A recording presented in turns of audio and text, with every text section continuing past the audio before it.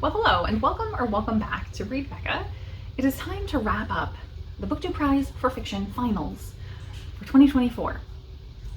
This was somehow, after multiple years judging, my first time actually making it into fiction. And it was very different. I've usually done nonfiction and I did translated fiction the year it was offered. And all of the books were very hyped, I would say. There were no major upsets that made it into the final. So these were books I had heard a lot about and had a general impression of going in to some degree, I would say.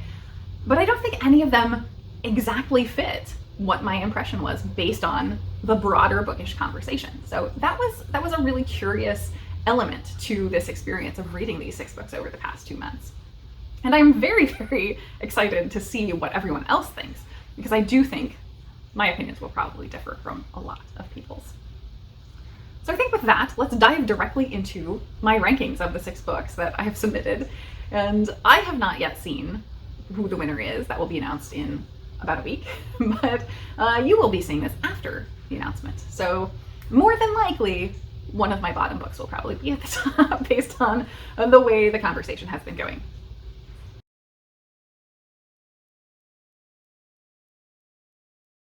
In 6th place, I have Wellness by Nathan Hill. This is a story of the complexity of modern living. It's a really expansive saga of 2 people's lives. So we are following Jack and Elizabeth as they meet in the 90s initially. These young creatives in college. And then we jump to today, where they've gone from a very idealistic and wanting to overthrow the system to very much being part of the system, or having gotten jaded away from resistance and becoming suburbanites with a child, falling into routines, and just wanting a formula. They want the steps to have the right life, to have success in their lives in every aspect. They've become the kind of people who we get a very long discussion about whether they should have open-faced cabinets or not. And so they've lost all of that meaning and depth to every moment of their lives that they had when they were young. And it's very relatable in that aspect.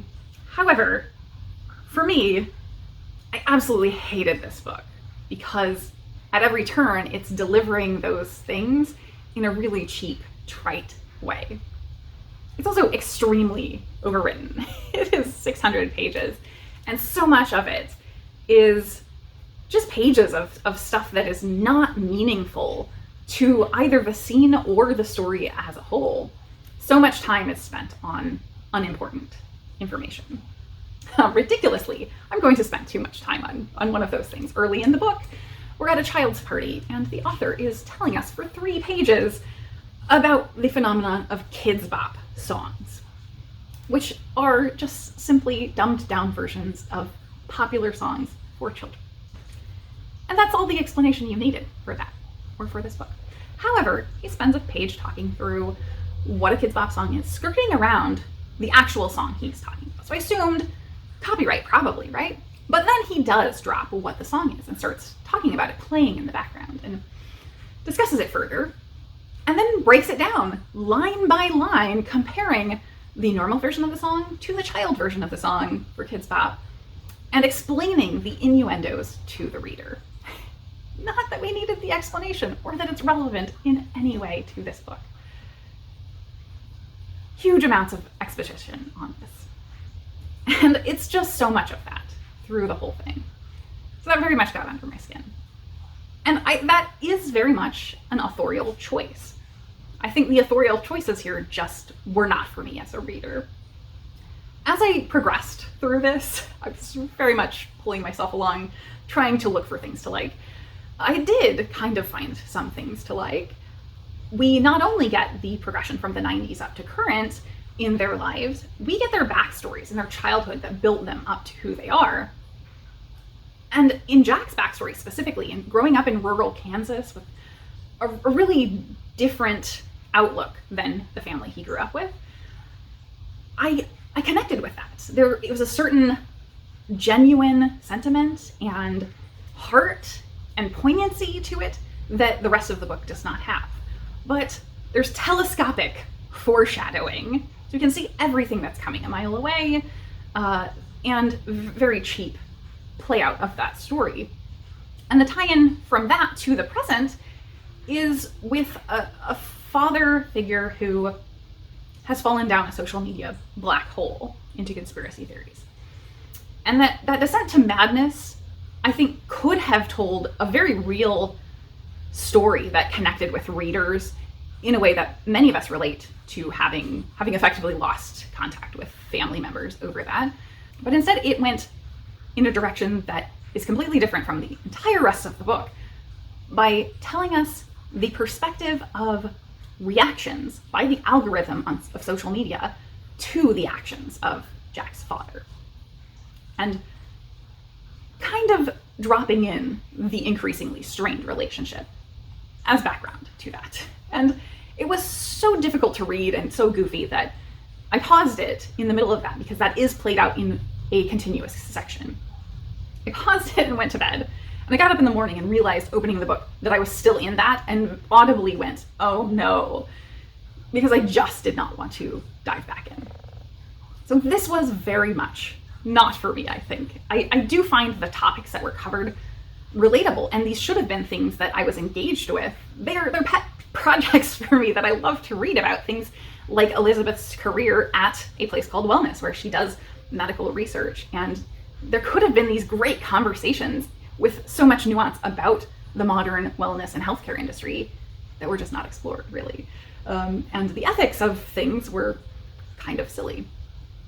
Everything seemed like this was going for satire of all of that, but not pushing it far enough to actually go there. So I would say, though, this was not a book for me, but I think this probably is a book for you. I felt reading this like I did with Tomorrow and Tomorrow and Tomorrow, which has been a widely popular book, just like this one has. To me, it was basically the same book. Different characters, different story, but it felt like the same book. And I hated that book, and I dragged myself through part 1 of that book, 60 pages. I was forced to drag myself through 600 pages of this one, but I think it plays out as a similar book. So while this may not be for me, I think this is probably for an absolute ton of readers.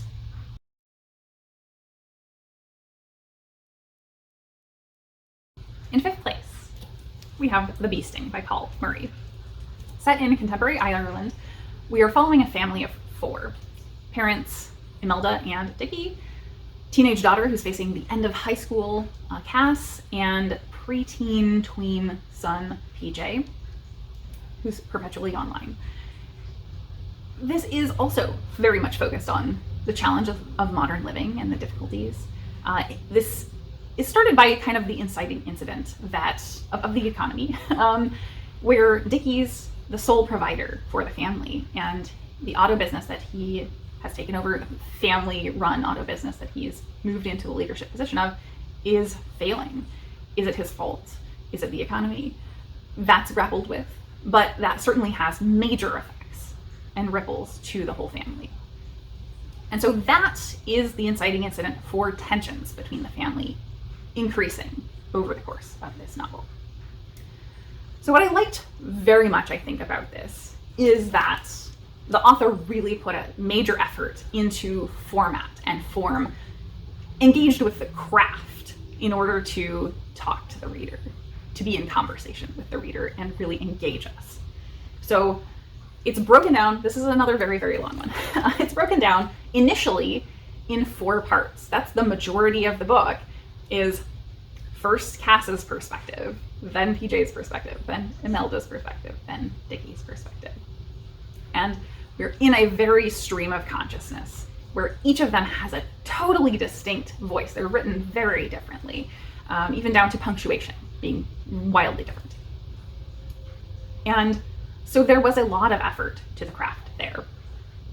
As we went along, in fact, that once we get past the first 4 parts, that speeds up to a chapter per character, where we're switching every chapter. And as it heads toward the end, we get lines per character. So you can see character changes multiple times a page. And so the frenetic element in the form is built in, so that that tension that I was talking about is really ramping up as you go along. So I did give this points for that. But I just kind of hated this book too. I really wanted to like it, and everything I had heard about this from previous prize lists, I thought I was going to love it. It engaged, again, with so many topics that I like. I, again, very much enjoy the fact that this is talking about people who are not communicating well and the stress that modern life is putting on them. But so much about the delivery of this was very bloated. This could have been done, I think, in half the pages and have the same effect. There was so much time spent on things that were really unnecessary because of that stream of consciousness element. So much of this is just rambling.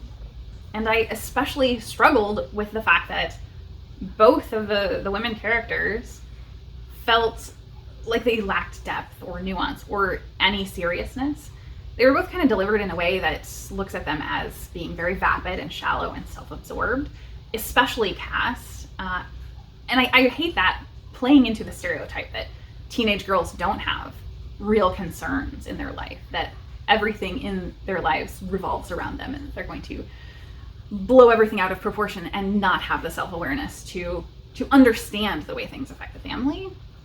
And so, yeah, I felt like both of the women characters just did not have the same depth that the male characters we were following did at all. And I think PJ was my favorite character. He seemed really to have this true sense of concern for the family, of better awareness than anyone else did of what was going on, and empathy, I think, while also dealing with very real problems. Like right from the beginning, we know he's being massively bullied. So he's aware of his own personal problems, the family's problems, and the world problems that are affecting them. So he was the one character that kind of kept me going through all of this. But it was, again, a real struggle to get through. This one was much more readable, I will say. Even at 600 pages, it was way more readable than Wellness was for me. But it was just far too long and far too lacking in engagement outside of the form. Again, I feel like this one didn't go far enough. It could have really, really ramped up into something, and I don't think it did in the end.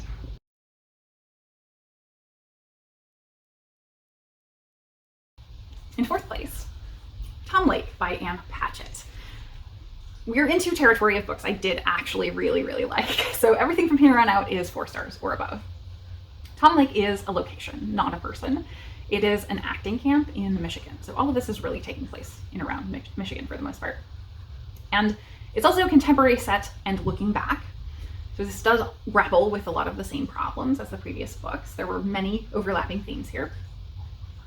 But we are following a family who are very isolated together, spending a lot of time together because they own an orchard and the workers have not shown up for harvest, more or less because of lockdowns. And so they're having to do it themselves as a family.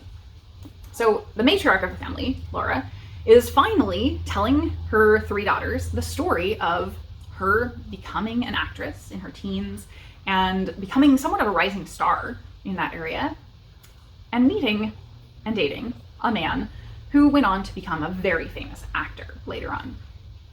So the girls have always built up this story and wanted to hear this story of this famous actor because they know their mom dated him. And finally getting this story, they're gripped by it. And I was gripped by it too. Right from the beginning, we get her initially not even being there to sign up to be in a play of our town, and wind up kind of alongside deciding just to throw in her hat, and it just sweeps you up, like you are just pulled along in the telling. I did also listen to the audio narrated by Meryl Streep, and everyone has raved about it, so I don't really need to say more other than it is great. So everything about this was just a really pleasant, nice book, very, very much. There was some depth to it, and I loved that it did not hit the reader over the head with the messaging for the most part. It was nuanced and in the background to this foreground story of her experiences as an actor. We're grappling with very real modern problems in this, where there are things like, and it's very character voice versus author voice, I took it as, the conflict between rural versus city living and perspectives. Generational perspectives. We have kids who are newly adults and facing moving off into starting lives on their own and genuinely and truly worried about their futures and the environment and climate, what the next generation could face if there is a next generation for them. And meanwhile, their mom is more concerned about sort of selfish things, like who are going to inherit her stuff. And I feel like that didn't talk down to either perspective of the characters or generations or the reader in how it was happening. And it was just sort of skimmed over very lightly and gently. So I thought everything about that was so easy to read. This is much shorter, thankfully. It kind of felt like the literary fiction world finally got on board with cozy, where all the genre fiction has dove headfirst into cozy, and yeah, Litfic finally figured it out. So I more or less just thought this was very fantastic reading. It was very enjoyable, but I don't know how incredibly memorable it's going to be or timeless. It does feel very of the moment. So this was at the bottom of my tops, more or less.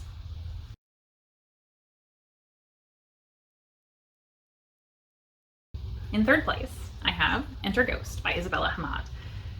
This is, again, contemporary set, and this is completely focused contemporary with very little jumps back in time. We are following Sonia, who has been living and working in London as an actress and been quite successful there. And now she's returning home after many years to Palestine. And while they're visiting her family, she becomes connected to people who are doing a Hamlet production. And they're in rehearsal and they need some people to fill in for roles that they haven't been able to fill. So she temporarily is filling in, at least initially. And as things go along, we're mainly just seeing the day-to-day. There isn't a ton of big dramas or even plot arc necessarily beyond just the progression toward putting on this version of Hamlet that they're doing. And there is the potential for controversy because of what they're doing. And so it has some great commentary there on the challenges of making art in any form of political climate, and that art is somewhat inherently political. It also does a fantastic job of getting across just the difficulties of engaging in basic day-to-day life and traversing this area because of the political tensions and discord there, and escalating violence and mistreatment. And I think that those aspects were very strong. For me, the couple critiques I have, and I'm going to be a little more critical of this one than the previous one, though I think this is the stronger book overall. The critiques I have are that it sort of feels like she has lived here in the past, but it feels like she doesn't remember anything about having lived here. And I'm sure that is for the reader. We're hearing it as if it's the first time she's experienced these things for the most part. And that didn't seem very believable to me. But we also are going through this experience that's creating a massive amount of discord alongside already existing discord. And I don't feel like we ever got to the core of expressing why that was so upsetting to everyone outside of the production entirely. I felt like I needed more explanation on that. But also, like, my biggest problem, the struggle that I had with reading this is I found this completely and utterly impenetrable to connect with either the book or the character emotionally. It was very strange to experience reading this, that it should have been a very emotional book, and I just did not connect at all. So I don't know if that was my personal experience or if that was something in the writing that I just didn't attach to. The character herself feels very disconnected from everything. She's very observational, and almost all of the text when we're in her head is really brief and sharp and statements of observations rather than her feelings about what's happening, what she's thinking about what's happening. It's just what she's observing occur. And I think the most emotional moments, like the moments where I was just finally getting into it, were strong because they were Shakespeare. And it was Shakespeare juxtaposed up against what was going on, not necessarily because it was this book. And I do think that really brought something to it, but I don't know if I can attribute that entirely to the author's skill, because it was Shakespeare. And so overall, I think this is a really, really important book, and I think it's doing interesting things, and I think this is reaching an audience that needs to read this story. It felt to me like this would be great for someone who's not familiar with any of this. I felt like this was all stuff that I was very familiar with already, for the most part, other than the specific art element. I also think that the author really engaged the reader in some ways, or tried to engage the reader with style choices, because the sections where the cast are rehearsing are actually written in script, not just the parts they're performing.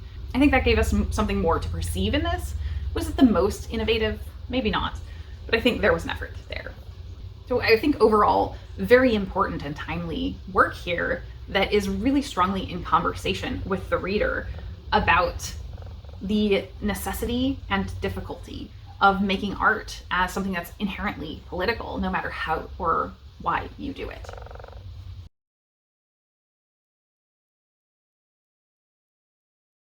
In second place, The Rachel Incident by Caroline O'Donoghue. This book was about the last one I would have expected to be in the top half of my rankings, because I really had the perception it was going to be just another disaster woman novel.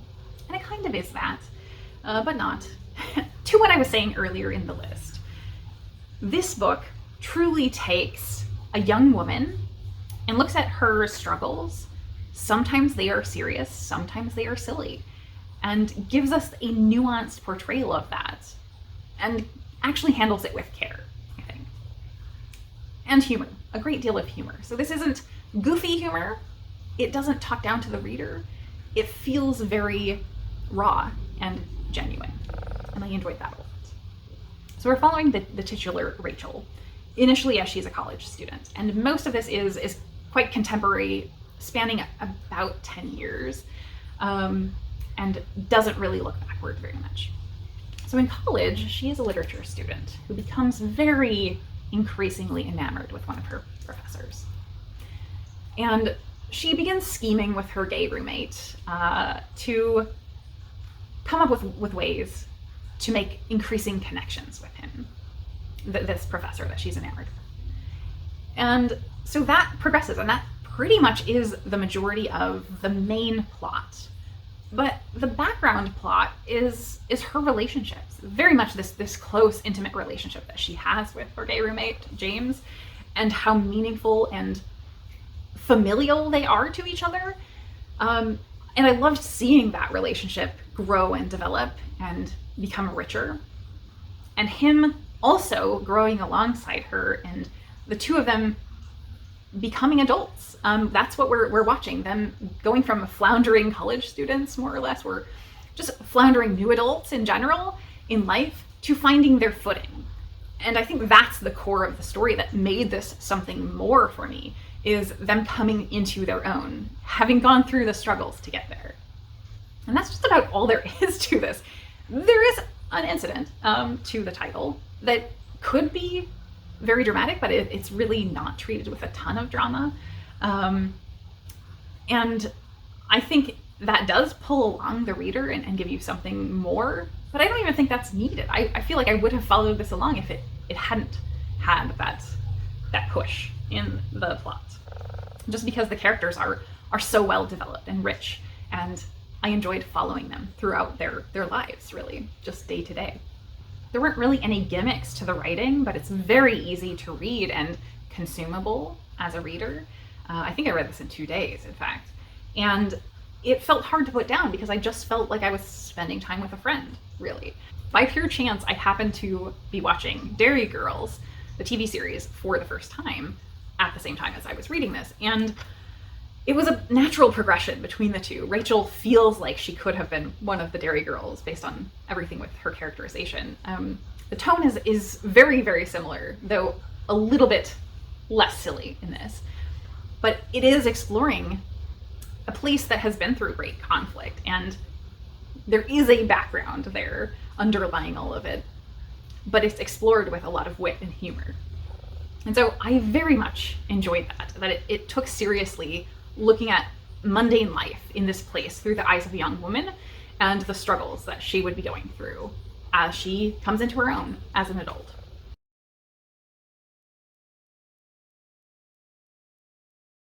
And in first place, Northwoods by Daniel Mason. This is such a great book, but it's so hard to talk about. So the one thing that I would have you take away that I can say about this for sure is what a phenomenal storyteller Mason is. Everything about this just gripped me and pulled me along the whole way through. I didn't want to put this down. So engaging. So this is a mosaic novel, and that means it's short stories that are building to something bigger, and that is telling us this grand sweeping story of a singular location in the Northwoods of New England, starting all the way back with the Puritans up to modern day. And it's not the story of every single thing that happens there. It's mainly these very, very sensational, a little bit salacious stories. Reminded me a little of old-timey, like pearl-clutching stories from newspapers that people would read secretly and be scandalized by in public. So that was maybe one of my critiques. I have a couple minor critiques of this one. And one of the bigger minor critiques of this was I would have been fine with some mundane stories of people just living in this place. But there isn't really that. There's stories of murders, seances and potential hauntings, mental illness, major figures who were living there and important. And there's also a very strong connection to trees that I really enjoyed, but I kind of lost the thread for because it started with apples and then it just kind of generally went to all trees. So trees are important, but I don't know why really. And yeah, everything about the setting is so established because it is a singular location that's really being built over the course of the entire story. Meanwhile, because we're changing time and character every single perspective, we get a new voice, and that could have been done in a really shoddy way, but it's not. Every new character that we get, the new perspective, new story, feels rich and feels lived in. It feels like a complete character. And that's just what makes this so great, is that these are really interesting stories and also just fantastic world building and characters in what is a very uninteresting place, more or less. It's the middle of nowhere, and yet there is so much depth and interest in what happens there. So for me, this was by far my winner. The range of character voices. And I did actually hybrid read this with the audio, and this was the perfect one to do that with because there are pictures throughout and the audio has different narrators for each of the characters. So it was just such a fully immersive experience doing that, and the author clearly has put thought into that. Yeah, so very distinct characters, great depth of place, and exceptional storytelling meant this had to be on the top for me. So I think that is it for my Booktube Prize reading. I had such a wonderful experience again this year, and I am so looking forward to it next year.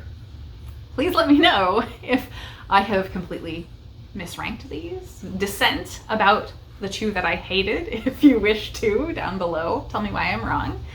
And I think that's going to be it for me today. Thank you so very much for watching.